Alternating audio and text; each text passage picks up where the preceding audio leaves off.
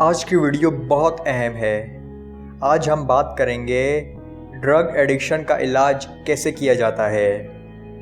مجھے پتہ ہے آپ کو یہ مسئلہ نہیں ہوگا، مگر پھر بھی یہ ویڈیو آپ کے لیے اہم ہے، کیونکہ آپ کے ارد گرد ایسے لوگ ہوں گے جو اس بیماری کا شکار ہوں گے۔ تو جب آپ کو پتہ ہوگا ڈرگ ایڈکشن کا علاج کہاں سے ہوتا ہے یا کیسے ہوتا ہے، تو آپ ایسے لوگوں کی مدد کر سکتے ہیں۔ اکثر منشیات کے عادی لوگ خود چاہتے ہیں کہ وہ اس سچویشن سے باہر نکل جائیں، مگر ان کو راستہ نہیں پتہ ہوتا۔ مجھے ایک شخص نے خود بتایا تھا، وہ کینابیس استعمال کرتا تھا۔ کینابیس کو چرس کہتے ہیں۔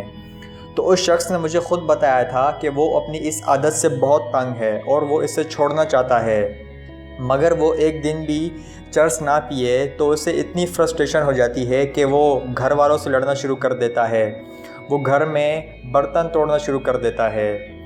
تو مطلب لوگ خود چاہتے ہیں کہ وہ اس بیماری سے باہر نکلیں، مگر ان کو راستہ نہیں معلوم ہوتا۔ تو ڈرگ ایڈکشن کا علاج بالکل ممکن ہے، مگر دو باتیں بہت اہم ہیں۔ پہلی بات یہ ہے کہ یہ مسئلہ سختی سے حل نہیں ہونے والا، بلکہ سختی کرنا جلتی ہوئی آگ پر پیٹرول چھڑکنا ہے۔ مثال سے سمجھتے ہیں، ایک 20 سال کا لڑکا ڈرگز لیتا ہے اور اس کے ماں باپ کو پتہ چل گیا کہ ہمارا بچہ ڈرگز لے رہا ہے، تو ماں باپ نے اس کی پاکٹ منی بند کر دی تاکہ یہ ڈرگز لے ہی نہ سکے۔ تو اب کیا ہوگا؟ کیا وہ لڑکا ڈرگز لینا بند کر دے گا؟ اگر اس لڑکے کے پاس ڈرگز لینے کے پیسے نہیں ہوں گے تو وہ چوری کی طرف جائے گا، اور کئی کیسز میں ہم نے یہ دیکھا ہے کہ ایسے لوگ اپنے گھر میں ہی چوری کرنا شروع کر دیتے ہیں۔ پھر دوسری غلطی ماں باپ کیا کرتے ہیں؟ وہ اپنے بچے کو قید کر لیتے ہیں۔ ماں باپ اپنے بچے کو کالج یا یونیورسٹی کے علاوہ گھر سے نکلنے ہی نہیں دیتے۔ تو اب مجھے آپ بتائیں، کیا آپ اپنے بچے کو ساری زندگی گھر میں قید رکھ سکتے ہیں؟ تو کیا آپ کا بچہ واپس ڈرگز کی طرف نہیں جائے گا؟ اور اس بیماری کی کوئی میڈیسن بھی نہیں ہوتی، کیونکہ ایک ڈرگز کی عادت چھڑانے کے لیے آپ دوسری ڈرگ نہیں دے سکتے۔ تو اس کا علاج ہے کیا؟ اگر ہم ڈرگ ایڈکشن کو اکارڈنگ ٹو ایج گروپ دیکھیں تو 34% ڈرگ 15 سال سے 30 سال تک کا ایج گروپ لیتا ہے۔ پھر 31 سال سے 45 سال تک کا ایج گروپ 41% ڈرگ استعمال کرتا ہے، جو کہ سب سے زیادہ ہے۔ پھر جو تیسرا گروپ ہے وہ 46 سال سے لے کر 60 سال تک ہے، اور وہ گروپ 15% ڈرگ استعمال کرتا ہے۔ اور جو آخری گروپ ہے وہ 60+ ہے، اور وہ 9% ڈرگ استعمال کرتا ہے۔ تو اس سروے سے ہمیں اتنا تو پتہ چل گیا ہے کہ ہمارے ملک میں 75% ڈرگز 15 سال سے 45 سال تک کے لوگ استعمال کرتے ہیں، اور اگر ہم نے صرف ان پر کام کر لیا تو ہمارے معاشرے سے یہ بیماری کافی حد تک ختم ہو جائے گی۔ اور اس ویڈیو میں ہمارا فوکس بھی یہی لوگ ہوں گے۔ اب یہ لوگ ڈرگز کی طرف جاتے کیوں ہیں، یہ سمجھنا بہت ضروری ہے۔ کسی کو اس کے ماں باپ نے اس کی مرضی کا پروفیشن نہیں چوز کرنے دیا ہوگا، کسی کو پیار میں ریجیکشن ملی ہوگی، یا کسی کے ماں باپ نے مرضی کی شادی نہیں کرنے دی ہوگی، یا کسی کے مارکس کم آئے ہوں گے، کوئی بزنس میں فیل ہو گیا ہوگا، یا کوئی پڑھائی میں فیل ہو گیا ہوگا۔ تو ان کو ایسا لگتا ہے کہ ان کی زندگیاں برباد ہو گئی ہیں۔ ان میں سے زیادہ تر لوگوں کو پتہ ہوتا ہے کہ یہ منشیات ہماری زندگیاں برباد کر رہی ہے، ہماری صحت برباد ہو رہی ہے، مگر یہ لوگ سمجھتے ہیں چونکہ ان کی زندگیاں تو پہلے ہی برباد ہو گئی ہیں تو ڈرگ سے ہمیں کیا نقصان ہوگا۔ اور ان میں سے کچھ لوگوں کو اپنی فیملی سے ہی پرابلمز ہوتی ہیں۔ اگر آپس میں انڈرسٹینڈنگ نہ ہو تو کئی لوگ سکون کی تلاش میں ڈرگز لینا شروع کر دیتے ہیں۔ یہ ہم نے اکثر کیسز میں دیکھا ہے کہ اگر ہسبینڈ وائف کے جھگڑے ہوتے ہوں تو ہسبینڈ ڈرگ لینا شروع کر دیتا ہے۔ اسی طرح یہ بھی دیکھا گیا ہے کہ کچھ کیسز میں بچے اپنی زندگی میں مسائل کے ذمہ دار اپنے والدین کو سمجھتے ہیں۔ تو اس مسئلے کا کوئی حل نہیں ہے سوائے بات چیت کرنے کے۔ ہو سکتا ہے آج ایک لڑکا غلط فہمی کا شکار ہو کہ اس کی زندگی میں جو مسائل ہیں وہ اس کے ماں باپ کی وجہ سے ہیں، تو یہ غلط فہمی تب ہی دور ہوگی جب اس مسئلے کو ڈسکس کیا جائے گا۔ پھر اگر کوئی اس لیے ڈرگز لیتا ہے کیونکہ اس کو پیار میں دھوکہ ملا ہے یا وہ زندگی سے بہت مایوس ہو چکا ہے، تو لڑکے کو کاؤنسلنگ کی ضرورت ہے۔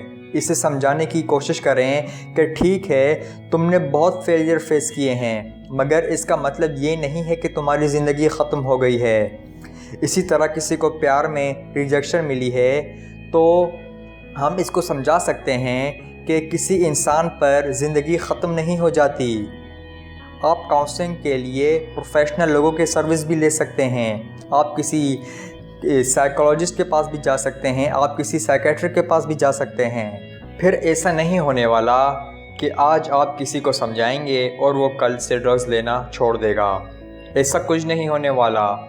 ڈرگز کی عادت چھڑانے کے لیے اس ڈرگ کو آہستہ آہستہ کم کیا جاتا ہے۔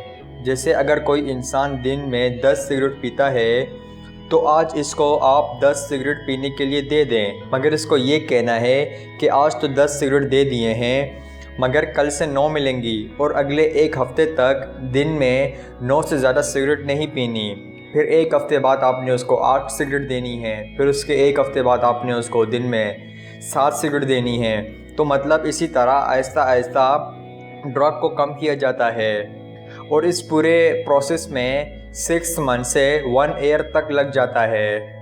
پھر کچھ لڑکے غلط محفلوں میں بیٹھ کر بھی اس بیماری کا شکار ہو جاتے ہیں، اور کچھ لڑکے تو شو آف کے لیے بھی ڈرگز لیتے ہیں۔ میں فیس بک پر دیکھتا رہتا ہوں، کچھ لوگ اپنی سگریٹ پیتے ہوئے پکچر لیتے ہیں اور پھر اسے اپلوڈ بھی کرتے ہیں۔ اسی طرح ویڈیوز بھی بناتے ہیں، خاص طور پر آج کل شیشہ پیتے ہوئے بہت لوگ ویڈیوز بناتے ہیں۔ تو یہ شو آف ہے، یہ لوگ دنیا کو دکھانا چاہتے ہیں کہ ہم بھی ڈرگز لے سکتے ہیں، مگر ان کو اندازہ نہیں ہوتا یہ کر کیا رہے ہیں۔ تو ایسے لوگوں کو ہیلتھ ایجوکیشن کی بہت ضرورت ہوتی ہے۔ ان کو پتہ نہیں ہوتا یہ جو زہر آج اپنے جسم میں اتار رہے ہیں تفریح کے لیے، لوگوں کو دکھانے کے لیے، پہلے تو یہ زہر ان کی صحت تباہ کرے گا، پھر ان کے رشتے تباہ کرے گا، اور ایسے لوگ زندگی بھر ذمہ داری اٹھانے کے قابل نہیں رہتے۔ آپ نے منشیات کے لوگ ایسے دیکھے ہوں گے جو اپنے بچوں کو پال تک نہیں سکتے۔ تو اگر ہم ایسے لوگوں کو پہلے ہیلتھ ایجوکیشن دیں اور پھر ان کو اس دلدل سے نکالنے کا طریقہ بتائیں تو مجھے یقین ہے کافی لوگ اس دلدل سے نکل آئیں گے، مگر یہ کوئی 1-2 دن میں نہیں ہونے والا، آپ کو بہت محنت کرنی پڑے گی۔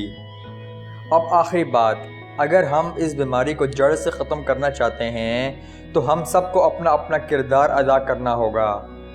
پاکستان میں سب سے زیادہ ڈرگز افغانستان سے اسمگل ہوتی ہیں، اور پھر یہاں کھلے عام ڈرگز بک رہی ہوتی ہیں، تو کوئی نہ کوئی تو ان لوگوں کا ساتھ دے رہا ہے، اس لیے تو یہ کھلے عام ڈرگز بیچ رہے ہیں۔ پھر پاکستان ان بدقسمت ممالک میں سے ہے جہاں آپ ڈاکٹر کی پرسکرپشن کے بغیر کوئی بھی ڈرگ میڈیکل اسٹور سے لے سکتے ہیں، حالانکہ ایسا نہیں ہونا چاہیے۔ ایسی ادویات جو لوگ نشے کے طور پر استعمال کرتے ہیں وہ بغیر پرسکرپشن کے نہیں ملنی چاہیے، اور پھر ہمیں ایسے لوگوں کو اس دلدل سے نکالنے میں مدد کرنی چاہیے۔ آپ خود اسموکنگ نہیں کرتے ہوں گے، مگر آپ کے ارد گرد ایسے لوگ ہوں گے جو اسموکنگ سے ایڈکٹ ہوں گے، اور ڈرگز کی شروعات موسٹلی اسموکنگ سے ہی ہوتی ہے۔ تو ہم اگر سب مل کر اس بیماری کے خلاف کام کریں گے تو انشاءاللہ بہت جلد یہ تیزی سے پھیلتی ہوئی بیماری کو کافی حد تک کم کرنے میں کامیاب ہو جائیں گے۔ تو اگر آپ کو ویڈیو اچھی لگی ہو تو ویڈیو کو آپ نے لائک کرنا ہے، اور اگر آپ کو لگتا ہے کہ یہ ویڈیو کسی کی ہیلپ کر سکتی ہے تو اس کو اس کے ساتھ لازمی شیئر کریں۔ ویڈیو دیکھنے کا بہت شکریہ۔